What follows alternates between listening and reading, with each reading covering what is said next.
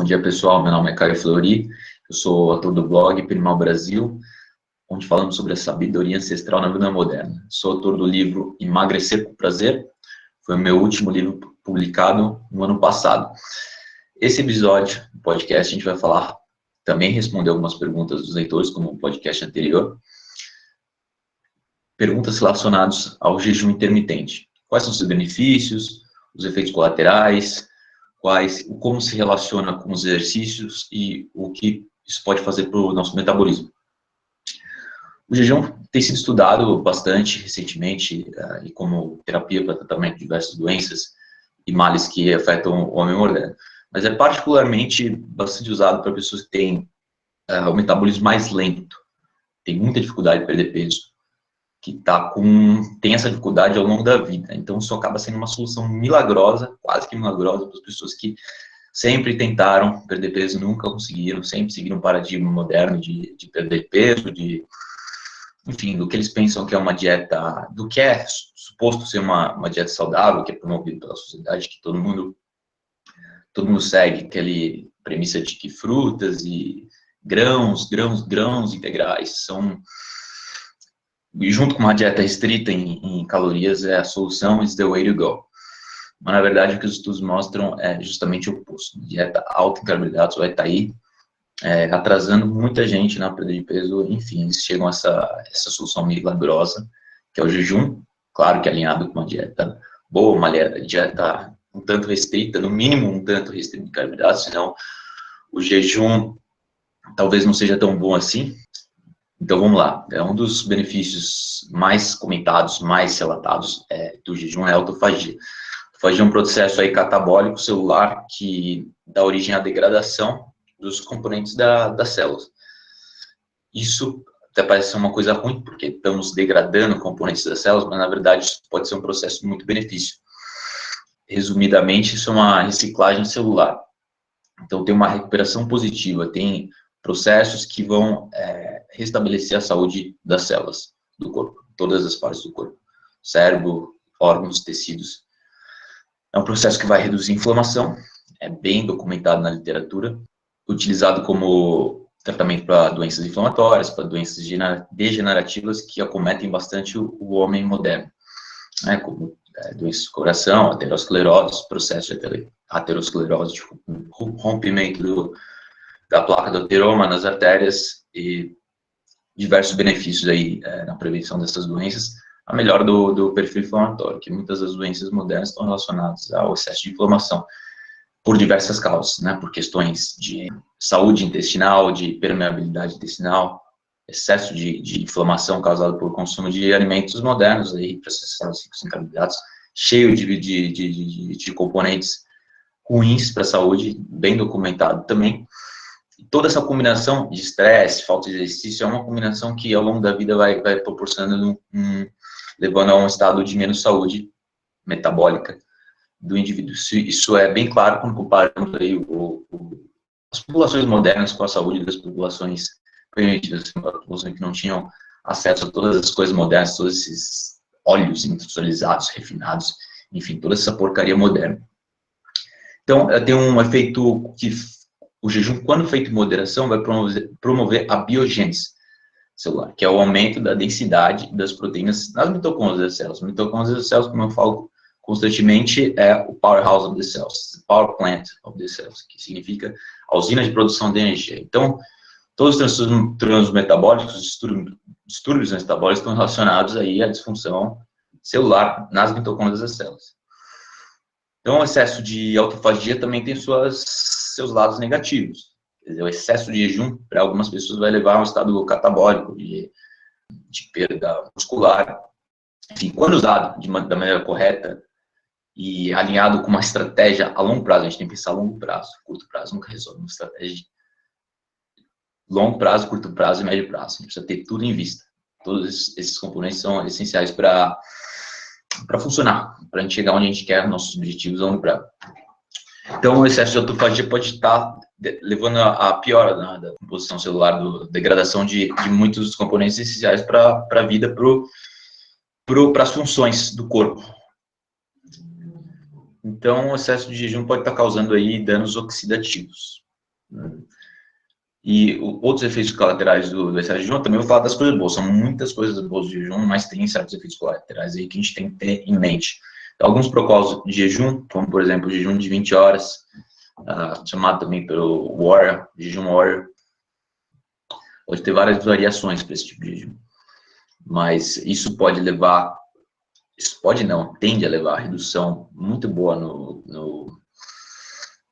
nos níveis de gordura corporal, redução de peso, com uma perda muscular relativamente baixa. Isso depende do que você vai comer no resto do dia, né? Você tem 20 horas de jejum, claro que sobrou 4 horas, sobrou um tempo para você comer, uma alimentação por dia, no caso, esse tipo de jejum, e uma alimentação por dia, você dificilmente, quase impossível, você recuperar o que você consumiria ao longo do dia em termos de consumo energético, consumo calórico. Então, é um jejum muito eficiente para perder gordura corporal, também é uma perda de água, perda de músculo, pode ser, alguns estudos relatam aí perda de músculo significativa, então tem que ter isso em mente também, embora a gente tenha vários estudos também dizendo que não é tão ruim assim em termos de perda muscular. Então, novamente, o importante daqui não é a gente pensar a curto prazo, o que vai acontecer na base de um dia, mas como esse jejum encaixa numa estratégia de perda de peso, melhor saúde a longo prazo, porque tá certo que um dia, que seria o jejum, a gente não faz jejum, não costuma fazer jejum por vários dias na semana, alguns dias da semana, pelo menos não jejuns longos, de mais de 20 horas na semana, talvez, isso provavelmente não é uma estratégia boa, fazer jejum de 20 horas ou mais, várias vezes por semana, isso pode estar levando a sérios problemas, em termos de redução na taxa metabólica basal, significa diminuição do metabolismo, perda muscular e uma perda de saúde. Então, a gente tem que fazer isso de maneira muito criteriosa. Um dos problemas relatados com esse tipo de jejum, quando pulamos o café da manhã, quando pulamos o almoço também, é a chamada diabetes da tarde. É um fenômeno muito relatado aí nos estudos do Dr. Bill Lagacos, um pesquisador que eu sigo, costumo seguir bastante, costumo acompanhar bastante seu trabalho, ler bastante seus livros e seus artigos. Inclusive, temos alguns dos seus posts traduzidos no blog. O problema da diabetes da tarde é quando os indivíduos eles têm níveis elevados de glicose depois do almoço em resposta a um período de privação calórica, jejum. Quando a gente pula o jejum da manhã, a gente tem uma resposta desproporcional da glicose, uma resposta mais alta da insulina e no aumento da glicose sanguínea com relação ao que ocorreria caso não tivéssemos pulado o café da manhã. Então, esses são os efeitos colaterais também e mostra aí quais são as limitações do jejum a longo prazo. Novamente, vamos chegar no ponto da dieta que vai levar todos esses pontos em consideração. Curto, médio e longo prazo, uma estratégia compreensiva, porque o jejum é uma ferramenta muito, muito boa para quem tem, para qualquer um, na verdade. Só que cada um tem um perfil metabólico diferente, cada um tem um corpo diferente. Então, temos que saber como adaptar isso no dia a dia para as nossas necessidades individuais.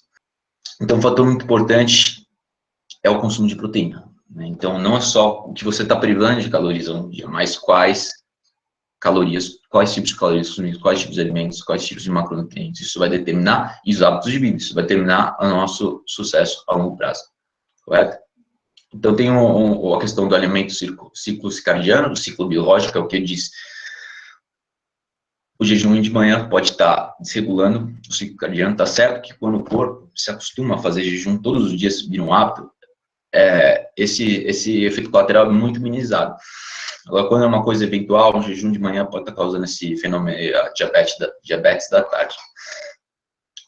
Como exemplo de como o jejum, como a restrição calórica, a gente está falando de outra coisa diferente agora, restrição calórica.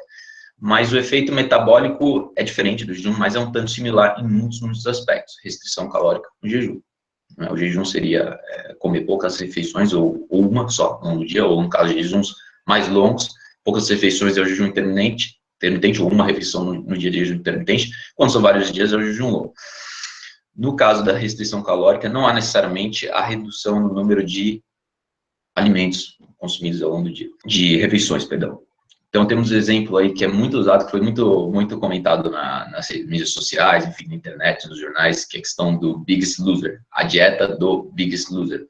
E esse é um exemplo muito bom, porque o Biggest Loser é o programa, documentário não, reality show, que as pessoas ficam 6 meses, 3 meses ou 6 meses submetidas a um tratamento dos profissionais de saúde, no caso, personal trainers, nutricionistas, enfim, eles vão colocar as pessoas no ambiente, num hotelzinho, numa casa em que eles são acompanhados diariamente, que eles têm uma dieta restrita, que eles seguem hábitos mais saudáveis e fazem muito exercício. Então, basicamente, a dieta do Biggest Loser, que traduzindo para o português é o grande perdedor de peso.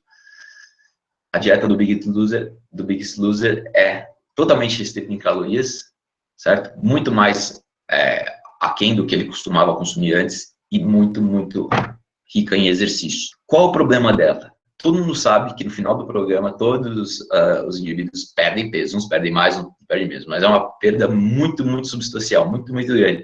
Agora, por que isso isso é bom, certo? Isso é bom, todo mundo sai do programa feliz, se não teria o programa. Qual seria a graça do programa se os indivíduos não perdessem peso? Seria uma coisa meio triste de assistir, né? As pessoas sofrendo e não perdendo peso, mas elas perdem muito. Agora, o que a gente não vê é o que acontece com eles a longo prazo, depois desse período de 3, 6 ou 6 meses, que acontece em um ano, ou até mesmo 7, 8 meses, um mês, 2 meses, 3 meses depois que eles terminaram esse regime rigoroso aí, num ambiente muito controlado. É diferente um ambiente muito controlado do ambiente real. No ambiente real, as coisas são totalmente diferentes, por isso que os princípios, mesmo os princípios não se aplicam, são regras totalmente diferentes, o jogo muda. Então, qual é o problema disso?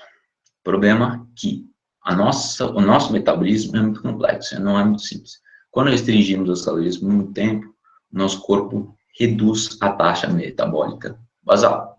Quer dizer, estamos queimando menos caloria, consumindo a mesma quantidade energética, mesma quantidade de caloria, o mesmo consumo calórico, e a pessoa está deixando de perder peso ou ganhando mais peso no mesmo consumo calórico.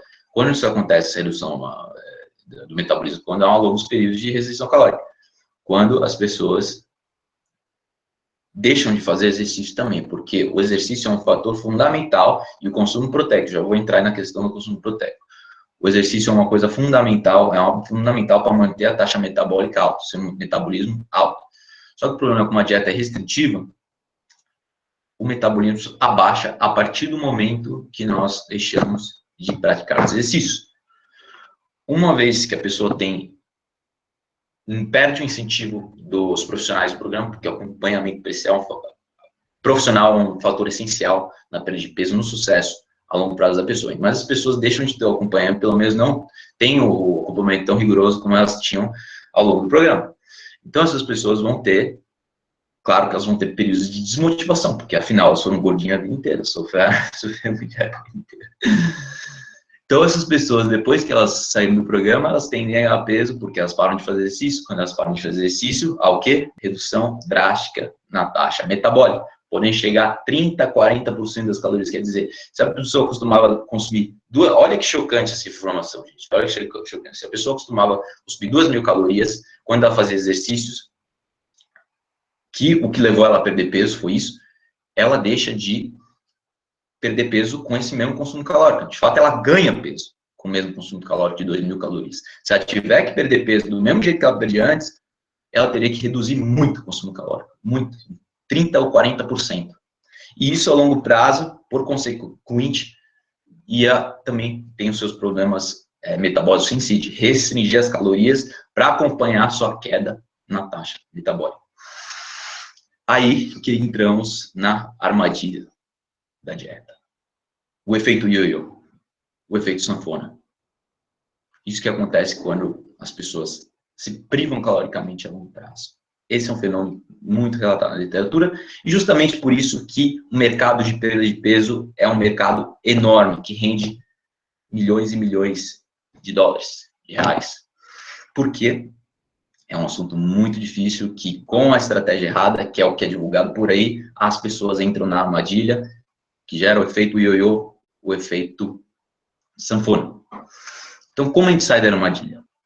Com estratégias eficientes. Quais são as estratégias eficientes? Exercícios, como eu disse, exercícios redores tendem a aumentar a taxa metabólica, ou pelo menos manter ela estável, e não parar de fazer exercício. Mas tá certo que a gente temos dificuldade de fazer exercício, muita gente, motivação, às vezes fica uma semana sem fazer, às vezes meses sem fazer, tira aquela férias lá de 2, 3 meses, 2 não, 1 mês, e já emenda depois das férias, fala, ó, à vontade, a motivação para voltar a fazer exercício depois de 1 mês de férias, né? Fica aquela preguiça, aquela moleza. Então, deu 2, 3 meses, o indivíduo, o sujeito não voltou a fazer a dieta, a comer o que ele comia antes, e não voltou a fazer exercício. Então, a gente começa a ganhar peso, a velha história do típico sujeito brasileiro ou americano, o couch potato, que é a pessoa que vai acumulando todo ano 1 quilo, meio quilo todo ano, e chega depois de 1 década, 2 décadas, já está aquela beleza lá. E isso traz todos os distúrbios metabólicos juntos, que torna, por consequência, a dieta mais difícil de ser seguida e de alcançar os mesmos resultados que você alcançaria quando você era uma pessoa mais jovem, uma pessoa mais ativa, com metabolismo melhor. Então, um dos segredos é não parar de fazer exercício, ou pelo menos não parar por muito tempo.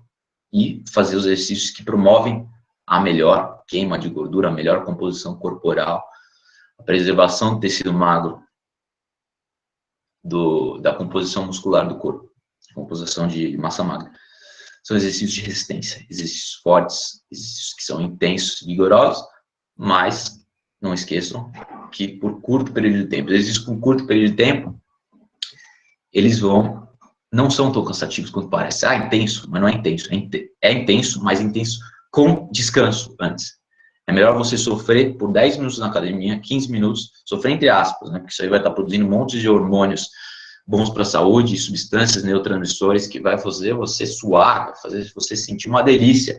Embora o começo, né, o primeiro passo daquela chegar na academia e começar a fazer exercício, esse é o passo mais difícil. Uma vez que você pisou na academia, que você começou a fazer, aí o corpo produz endorfina depois de um tempo, depende da intensidade do exercício, depois de um certo tempo, você começar a se sentir feliz, isso vai te motivar, vai criar aquele ciclo de recompensa no corpo, que faz parte do drive do ser humano, tudo que a gente precisa de recompensa, todo ato, todas as ações, todos os hábitos que a gente tem, a gente precisa de recompensa. Com essa recompensa, a gente cria um feedback positivo, hábitos positivos.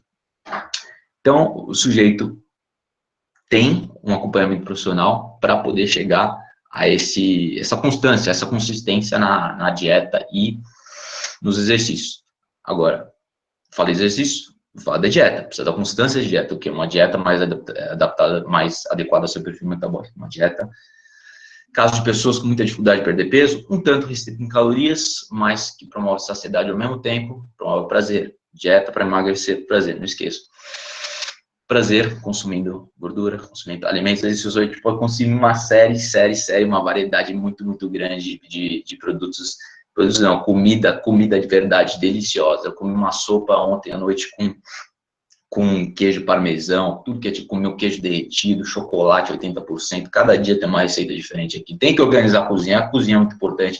Come comida de verdade, comida boa, comida temperada, com muitos condimentos. Condimentos são muito bons para aumentar ou diminuir a inflamação, prevenir uma série de doenças e ao mesmo tempo dar aquele sabor delicioso, picante, cebola, alho, todas essas coisas. Cada um tem um hábito, cada um tem uma preferência e a gente pode chegar junto aí a um estado muito melhor de estimular os seus taste buds, o seu paladar de forma que te agrade todos os dias, de uma maneira nova, de buscar aí o romance, the novelty com a dieta. Isso é muito importante também, que eu falo bastante no meu livro. Emagrecer com prazer, é essencial. Junta esse componente de prazer no dia a dia, com acompanhamento profissional, você mantém os exercícios de maneira regular. Tudo bem ficar um tempo, um mês, uma semana de vez em quando no ano sem fazer, mas é importante ter consistência em tudo que a gente faz. Grupos no Facebook, grupos que promovem o mesmo estilo de vida, ou uma dieta pelo menos um tanto familiar, base em comida de verdade, para você estar sempre estimulado a não fugir da dieta, comer comida de verdade, sem comer porcaria processada. Então, você nunca dá essa oportunidade para o seu corpo de o quê? De reduzir sua taxa metabólica basal. Porque você nunca ficou tempo suficiente sem fazer exercício. Lembrando, que eu havia dito anteriormente, ficou sem fazer exercício por muito tempo, com uma restrição calórica, a taxa metabólica vai reduzir muito, você precisa comer muito menos para ter os mesmos benefícios. Então, você pode fazer jejum depois de um período de treino, ou mesmo durante o período de treino, e fazer com que esse jejum você tenha a garantia de estar consumindo menos calorias. Mas, naturalmente, isso acontece no jejum, como eu falei. Você vai lá e perde peso porque está sem comer, você não consegue compensar o que você comeu à noite ou de tarde, que você pulou nas refeições, você não consegue compensar. Então, você com um período de jejum, você come menos calorias, então você vai ter superar a sua redução na taxa metabólica, você reduziu sua taxa metabólica, mas você não vai dar tempo suficiente para reduzir o suficiente. Mas você não vai dar tempo para o seu corpo reduzir significativamente ou substancialmente sua taxa metabólica, como 30%, 40%, porque você não vai ficar tempo suficiente sem fazer exercício. E durante esse tempo você vai fazer o jejum, e o jejum você vai perder o peso, você vai reduzir as calorias muito mais substancialmente, significantemente, do que você reduz a sua taxa metabólica basal. Aí vem a perda de peso. Com essa perda de peso pode haver um pouco de perda muscular, mas você vai compensar isso com uma dieta rica, ou pelo menos moderada em proteínas. Durante a sua prática de exercício, durante o seu dia a dia, os dias que você não faz jejum, você vai estar promovendo a síntese de proteína, o anabolismo, com uma dieta alta em proteínas ou moderada em proteínas, suficiente proteínas, e com exercício. Se você tem uma estratégia muito, muito eficiente a longo prazo, que envolve todos os aspectos de perda de peso, ganho muscular, sustentabilidade, motivação, e aí você tem, é uma delícia. E assim a gente consegue tudo que a gente sofreu, teve muita dificuldade a vida inteira. Então isso é uma coisa muito fácil, espero que vocês tenham gostado desse podcast. Bola para frente, espero continuar aqui com vocês, respondendo suas dúvidas, ajudando vocês a atingir os seus objetivos. Abraço!